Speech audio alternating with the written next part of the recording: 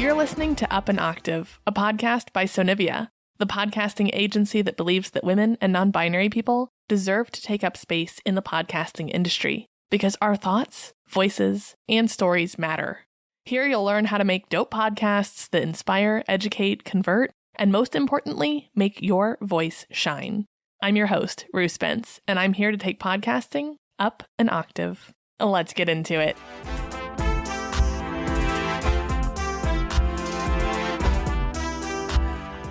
Hello, and welcome back to Up an Octave. Today, we are talking about content that cannot be batched. So this is going to be your current event podcasts or the podcasts that just don't have a workflow that allows you to plan them super far out. Burnout is a huge thing that impacts these type of creators. So we're going to talk about how you can put systems in place to stave that off.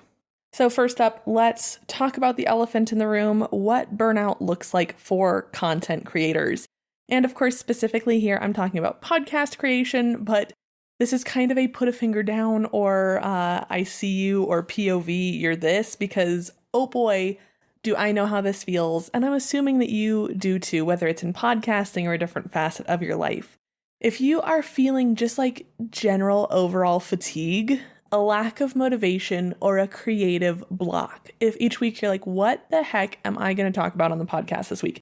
What the heck am I even doing? Like when it starts to not feel great and doesn't light you up, there's a really big chance that there is something not working. But if you still really are passionate about the content that you're making and you still love the topic, chances are you're burned out. And when we see people start to get burned out, that's when we really see content starting to get just phoned in. That's when things feel less authentic. That's when things feel less valuable and deep and kind of like you're just scraping the surface a little bit. And so to avoid that, staving off burnout as soon as you feel it coming is so important. So I recommend checking in with yourself, maybe even monthly. Just have like a start of the month or end of the month audit and feel how things are feeling. Do you feel like you're getting burned out? Do you feel overwhelmed with the pace that you've set? How are things feeling within your content creation? And the first thing you can do to stave this off is just to set realistic goals and expectations. And I especially want to double down on this about your analytics. If you're, someone who's like, I'm only going to feel successful if I've got 17 million views or downloads or whatever you're analyzing with, that's the only way it's going to feel valuable to me. Like you're definitely going to get burned out because that is not realistic for when you're just getting started. Try to avoid overcommitting. And this is one of those that's like so much easier said than done. But if you are trying to take on the world, you're going to start dropping plates. Like it's ask me how I know. Something is going to have to be set down. And if you are not setting up systems where you can set it down gently, you're going to start dropping plates. They're going to start shattering. You're going to have to sweep it up. Life's going to be messy. Having these systems in place is really going to help you stave it off. And then also building in some not super critical stuff that, if you can have kind of a break glass episode that you have batched out, or you just kind of keep it under lock and key. Maybe it's a deep dive. If you're doing a political show, maybe it's a deep dive on how did the Electoral College get started? And you can just always drop that in if you need to. Or if it's, current trends in hairstyling, you can drop the history of the bob, something that's kind of evergreen that doesn't have to be recorded that week. That way, if you get sick or something happens or God, you get to go on vacation, you've got content that's available to you. I also recommend that this type of show go with a season format.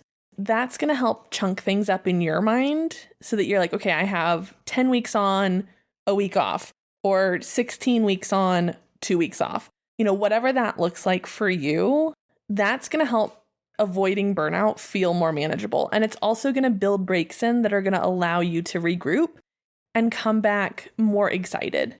And of course, planning ahead. And this is tough if you're doing like a news cycle type podcast where you're like, I don't know what the news is going to be.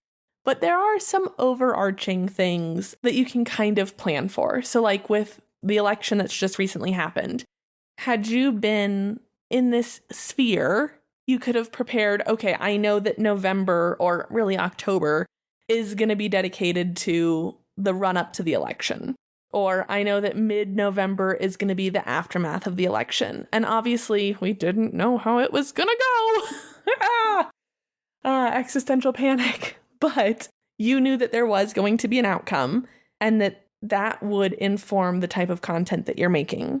So there are certain things that you can kind of guesstimate are coming on the horizon. If you are a sports podcaster, you want to be live to talk about the outcome of this game, etc. But you know the beats of the year. You know when training season is. You know when playoffs are. You know when the finals, whatever your sport is, you know when those things are happening. And so you can kind of strategize the way that you want to make the content around those different periods of time. And then just kind of plug and play with what actually happens. So you're like, cool, it's, this week I'm going to be talking about what happened with the Chiefs-Raiders game. And I can kind of pencil that in because I know that there was a Chiefs game this weekend. And the things that I might not know are the outcome. Did any players get hurt? What was the scoring like? Was Taylor Swift in the audience? Oh my God, that's all that they talk about. But, those types of things, that you're going to want to talk about that. So plan out what type of content you're going to do when. And then also, it's so helpful for these types of shows to have an episode framework or template. And this is even something that ChatGPT can help support you with. So if you know that you want to start out every single episode with a top line note of, here's a fun story that happened before we get into the really dark, terrible stuff, if you're a news podcast, I want to have that part, then I want to have this main body, then I want to break and talk about a fun fact from the story, and then I want to finish the story, and then at the end we're going to talk about on this day in 1942 or something like that. If you have a framework that's set up for your podcast, it's going to make plugging things in real time feel that much easier. And then there's also some, little sneaky back end stuff happening there. When you have really predictable content, it's really attractive and bingeable and engage worthy for your audience. This is the same reason that authors follow story beats. If the rom-com doesn't end with a happily ever after, people aren't happy. They want the meet cute. Boom. They want the starting to fall for each other. Boom. They want the really cutesy scene. Boom. They want the thing that makes it all fall apart and it gets really, really, really sad. Boom. Then they want the reconciliation. Boom. Then they want the happily ever after. Boom. If you're following those bits, I can fill that in with a million different stories. I can fill that in with a million different characters. So definitely having that framework is going to help you just plug and play, drop things in, and then push on to the next thing. Self-care is also going to be wicked huge for making sure that you don't succumb to burnout. And this can look like prioritizing getting outside and taking a walk for your mental health, which I should also be doing more. Taking a few minutes for mindfulness, doing a deep breathing activity or breath work, spending some time on the things that you love to do. That's all going to help with the next thing, which is setting boundaries around your podcast. Especially as you climb in popularity, you're going to have more people reaching out to you and you're going to have more things that are expected of you. And so I think it's incredibly helpful to set really strong boundaries of, maybe you're not going to respond to anything podcast related between 8 p.m. and 10 a.m. You're allowed that. Maybe you're only going to pitch for guest opportunities on Thursdays. Things like that you can set in place that help you to set those boundaries are really freaking helpful. And honestly, more boundaries in 2025, just in general. So next up, build your support system. And hi, I would love to be part of it. But before we get there, delegate and collaborate. So if you have a co-host or if you have other people on your team, lean on them. And if you can't lean on them, find a better team. And I say that while holding your hand, but find a better team. Find a team who can collaborate with you. Even if they don't work directly with you, I have other people who are in my space who I can lean on, who I can talk to and be like, hey, what do you think about this trend or thing that's happening in the industry? Have someone like that in your corner, whether they are a technical collaborator or they're just like a bestie who you like to check in with and get coffee with that's in your niche. Have that person who you can be like, hey, I still need a story for this week's podcast. What's been on your mind lately? Like, what do you help me generate? And that's so helpful. It's also just helpful to like get outside your head and have that network, have that support person. And the same is true for connecting with other creators. So I always advocate joining like an online podcasting community. I love the podcast support community on Facebook where I'm a mod, but there's, more niched down groups and spaces that you can be a part of. I again will advocate that I am really, really, really loving Threads. Threads is becoming such a happy place for me and a place that I feel really good to be. Like I feel good to engage with social media in that capacity. And that's been really rejuvenating and exciting. And that can help also with staving off burnout, especially when you need something that moves as fast as the 24-hour news cycle. And lastly, seek professional help. Whether you just end up needing like a VA who can answer emails for you so that you can actually get into the studio or wherever. I say studio even when I'm talking about your desk because baby, you own that. Whatever you need to do to make sure that you can set the time aside to record your content. But also, I highly, highly advocate outsourcing post-production and other parts of podcasting. And this is where I'm super excited to talk about the opening that I have starting in January for a weekly editing client. It always gets me so excited when I get to offer this opportunity to a new podcaster.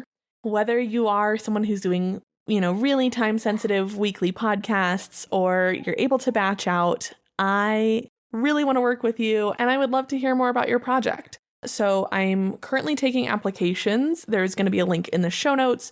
If you think that you might be a good fit for me, and if you think I might be a good fit for you, let's chat. Let's make some magic happen. I'm also offering a month's worth of coaching calls for content clarity and just really tunneling in to make sure that your podcast is sending the right message to the right people, that you sound amazing, that your show notes are optimized, that your titles are looking good, all things that my podcast management clients get. You don't have to sign up for all that. It's a free gift to thank you for coming to hang out with me and becoming my newest client. 2025 is going to be big. It's going to be great. It's going to be heart-led, and I'm so excited to meet you. But anyways, back to avoiding burnout. Reconnect with your why. Anytime that you start to feel like this is really overwhelming, why am I doing this? Have an answer to that. Have an answer to why do I do this? Because you will ask yourself that question.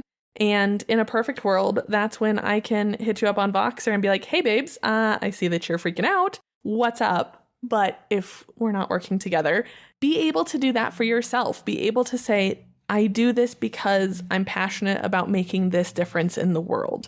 Know that, let it be unshakable from your foundation, and use that to keep pushing forward.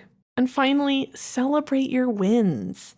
Whatever that looks like to you, whether that's the first DM that you get about, oh my God, I loved this episode, whether that is reaching 100 downloads, whether that is having people join your community or buy your offer, or however you're measuring success, celebrate those wins. Treat yourself. All right, so that is it for today.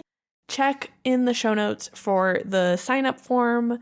I can't wait to talk to you and help you make some podcasting magic in the new year. In the meantime, if you want to come hang out, I'm over on Instagram and Threads at Sonivia Studios, or you can email me directly at rue.sonivia@gmail.com. I will see you back here next week, same time, same place, baby, and thank you for helping me take podcasting up an octave.